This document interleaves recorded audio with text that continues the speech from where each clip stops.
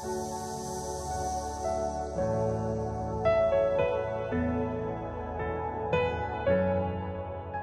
Kisima village in Timau, we head to Narumoru, where 77-year-old Simon Waiganjo is also receiving palliative care.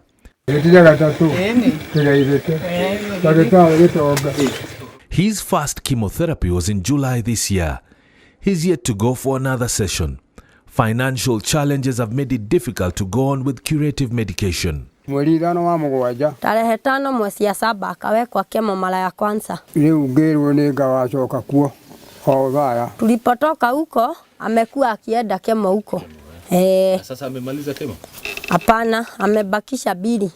For Waiganjo, the Kehpca hospice is the only hope he and other patients have. Anasema ile sasa iko shida kwake ni kushindwa na kukula. Akikula kitu kidogo anashiba, lakini hatapiki kama vile alikuwa anatapika. The hospice has 2 nurses and an oncology specialist. Their main duties include observing the health of the sick patients, examining their wounds, dressing them, and providing them with medication, as well as counseling them. Anne Waiganjo has come for a weekly checkup. She is suffering from breast cancer. Kuchukua results siku anajua results za cancer zinaangalia kwa vipi ama mtu anajua kivipi. Nikakuja pana nyuki referral. But sikuwa na daktari mkubwa niweze kumpatia. Nikakuta nurse. Yule nurse nilimkuta alikuwa tu jirani ya pale daktari mkubwa anaonea watu. Watu wa macho ndio wanaenda kutibiwa mahali hapo. Nikamwambia nataka uniangalie hizi results zimekuja, niko nimetuma biopsy. Ndio akaangalia. Akaniambia wewe uko na cancer, unapaswa ukate hiyo matiti. For Anne, every day is a day to plan her life well. She has sold property in order to take care of her 2 daughters in days ahead. She has made sure their school fees is taken care of. The cancer in her body is advancing. Nafanywa operation last year mwezi wa 8. Mwaka umepita. Tumbo yote.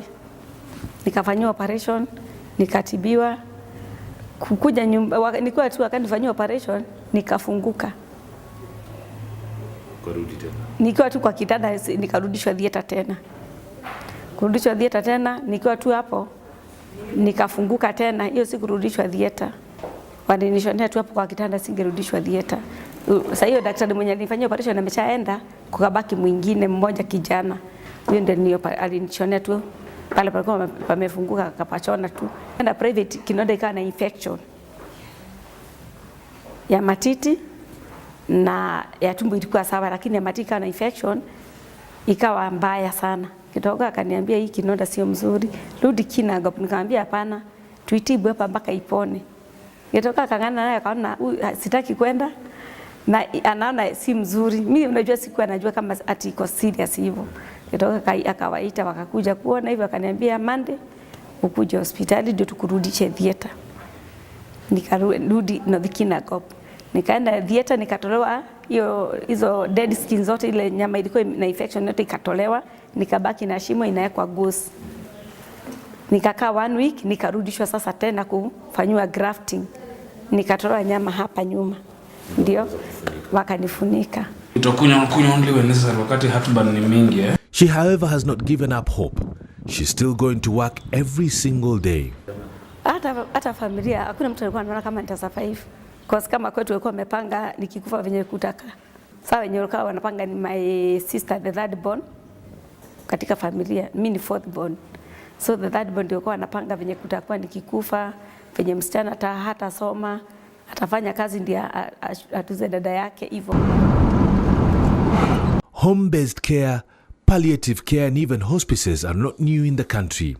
This is Meru Hospice, which has catered for over 5,000 patients since its inception in 2003. But its prospects are not encouraging. The land on which it sits on was a donation from a local family. The construction was done by a local leader. Funds to run the hospice come from well-wishers, and it is little. This same structure is used to receive new patients daily. It acts as an examination and observation room, as well as a pharmacy. The palliative care nurses cannot do much but serve the patients the best way they can from here. In 2003, as I was still working in Meru Hospital, we saw our first patient. By that time, you remember,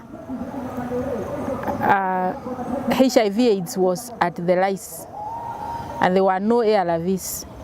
So most of the patients that we started with, they are those patients who had HIV, who are HIV positive, and they needed to be started on ARVs.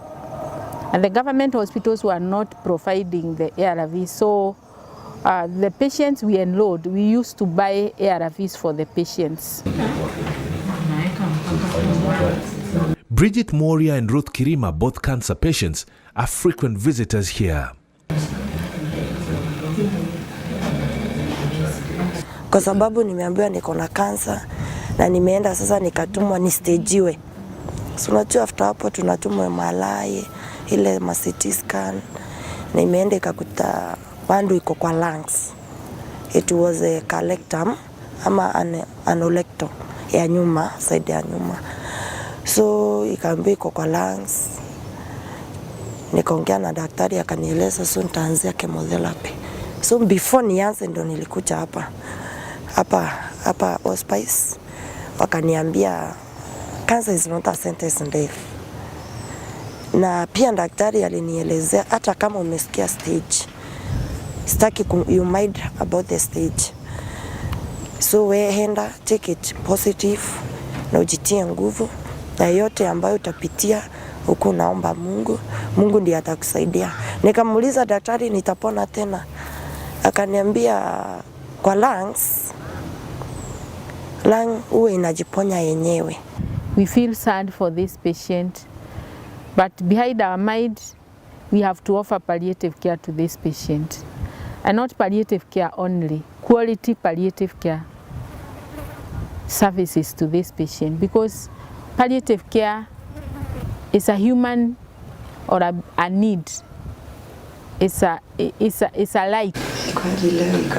The cancer affecting Bridget has moved to her lungs now, and she knows every visit to the hospice is crucial. Kama kanisa ilikuwa inanisupport, lakini after a while pia wakaona sasa wamelemewa pia. Familia nayo umeikula imeisha pia, sasa wamekuachia nani? Waliniambia Bridget, umekuachia Mungu. One of the services we also do is end of life care. And we don't deal with the patient alone. We deal with the patient and the family members. And even when we feel that this condition is deteriorating and the patient, we feel that he may not make it, we cancel the patient and we also cancel the family. Like in many other hospices, nurses from Meru Hospice visit patients at home frequently. Today they are heading to a remote area in the outskirts of Meru.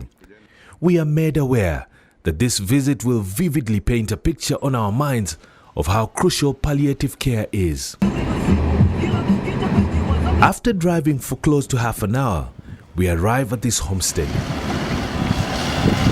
It appears deserted, but the nurses head straight to a window that is completely shut.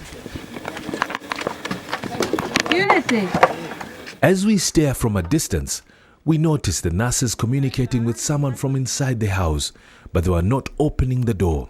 I approached the window slowly and attempted to peep through. The nurse then informs me that the one speaking is Purity, one of their oldest clients. The entire house has been locked for her own safety, we are told. Minutes later, an elderly woman arrives and she proceeds to open the front door and lets the nurses in. And without wasting time, they head to the little room where the voice was coming from. This is Purity Kigeto Mwamba, a 59-year-old woman who is completely bedridden. She has been for a couple of years now. Her hands are heavily bandaged using pieces of carton boxes and worn-out fabric. Despite her condition, she appears jovial because of the visit. The elderly woman who opened the door is her 79-year-old mother. The nurses immediately embark on examining her, first by removing the bandage on her right hand. She lets out a sharp scream. Pain. After the medical examination is complete, I introduce myself to her. She tells me about her background, working as a teacher and a community health worker. By the time I went for testing, I was at Umarongai Primary School. That was back in 92.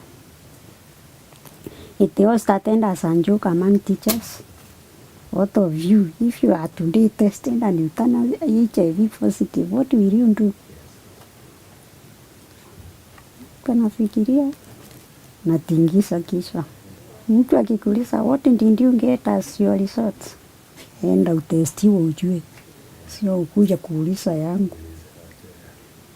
Since that time, many of us who are staff members have passed away, but they still live. This is great. By the time I came to know that I'm positive, I was losing weight. And I started feeding my lasting days because I didn't know I was cerebral. Purity has been HIV positive for more than 2 decades. But as she continued taking medication, another disease struck. It was aggressive and painful. Osteosarcoma is a type of cancer that begins in the cells that form bones. It mostly occurs on the long bones that make the arms and legs. This is a disease that has caused fractures inside her arms, and she is in excruciating pain. Her spinal cord too has been affected, confining her to the bed. Yes, the hands are painful, but not very.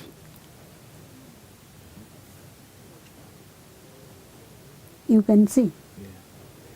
These are the ones that because I can't lift this one now.